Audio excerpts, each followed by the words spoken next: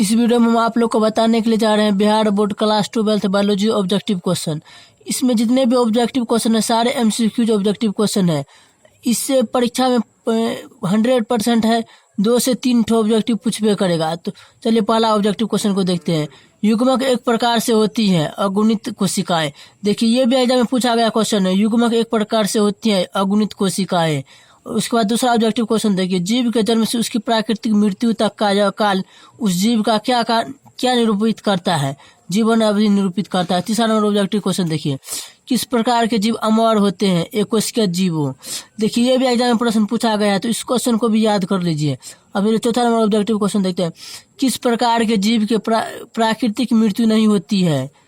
एकोशिकीय जीव के। ये भी एग्जाम में पूछा गया क्वेश्चन है, इसको भी याद कर लीजिए। ये सारे इंपॉर्टेंट ऑब्जेक्टिव क्वेश्चन है। जब संतति की उत्पत्ति एक जनक द्वारा होता है तब क्या कहलाता है? अलैंगिक जनन। ये भी एमसीक्यू ऑब्जेक्टिव क्वेश्चन है। हम सारे ऑब्जेक्टिव क्वेश्चन जो पूछे गए हैं एग्जाम में वो सारे क्वेश्चन इस वीडियो में हम आप लोग को बता रहे हैं। जब संतति की उत्पत्ति में 2 जनक भाग लेते हैं, नर और मादा, तब यह क्या कहलाता है? ये लैंगिक जनन कहलाता है। अब चलिए 7वां नंबर ऑब्जेक्टिव क्वेश्चन को देखें। ये भी क्वेश्चन पूछा गया है एग्जाम में। अब चलिए 7वां नंबर ऑब्जेक्टिव क्वेश्चन को देखते हैं। कौन सा जीव जनक कोशिका 2 में विभक्त होकर नए जीवों को जन्म देता है? प्रोटिस्टा इम्यूनोडा। ये भी एग्जाम में पूछा गया क्वेश्चन है।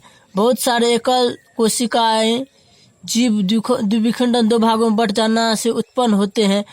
इस प्रक्रिया को कहते हैं द्विविखंडन। ये क्या है तो जीव जानते हैं? ये जो होते हैं जनन में 2 भागों में बट करके निर्माण करते हैं जीव का, इसलिए इस प्रक्रिया को द्विविखंडन कहते हैं। अब अगला नंबर ऑब्जेक्टिव क्वेश्चन देखिए, निम्न में से किसमें अलैंगिक जनन की प्रक्रिया होती है? फंजाई जगत के सदस्य शैवाल, कोनोडिया, पेनिसिलियम, कलिका, हाइड्रा तथा जेम्यूल स्पंज आदि में।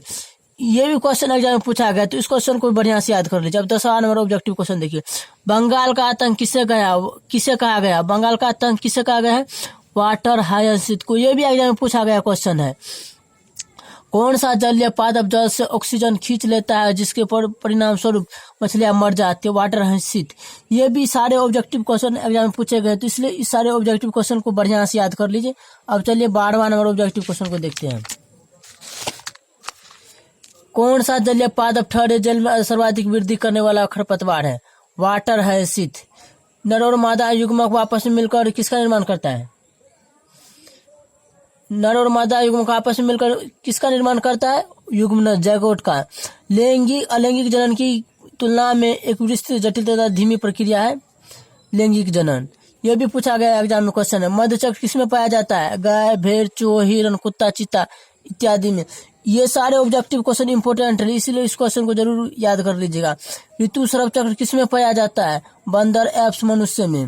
अब अगला क्वेश्चन देखिए, युग्मक क्या है? अगुणित कोशिकाएं हैं। ये सारे ऑब्जेक्टिव क्वेश्चन इंपॉर्टेंट है। अब चलिए 18वां नंबर ऑब्जेक्टिव क्वेश्चन को, शुक्राणु किसमें पाया जाता है? नर में। अंड किसमें पाया जाता है? ये होगा क्या? मादा में होगा। इसका उत्तर क्या होगा? अंड किसमें पाया जाता है? मादा में। अंड किसमें पाया जाता है? मादा में। एक लिंगी प्राणी का उदाहरण है तिलचट्टा। ये सारे इंपोर्टेंट क्वेश्चन, इसे सारे क्वेश्चन को याद करते जाइए। उभयलिंगी द्विलिंगी का उदाहरण है केचुआ, स्पंज, टेपवर्म, जोंक। बहुत से जीव जिनका संबंध मोनेरा, फंजाई शैवाल तथा ब्रायोफाइट से है वह होते हैं अगुणित पादप का। इस वीडियो में हमने 22 VBA ऑब्जेक्टिव क्वेश्चन बताए, सारे इंपॉर्टेंट ऑब्जेक्टिव क्वेश्चन थे। तो इस वीडियो को अच्छा लगा हो तो यह वीडियो अच्छा लगा है तो हमारे चैनल को सब्सक्राइब करें। मिलते हैं अगले वीडियो में।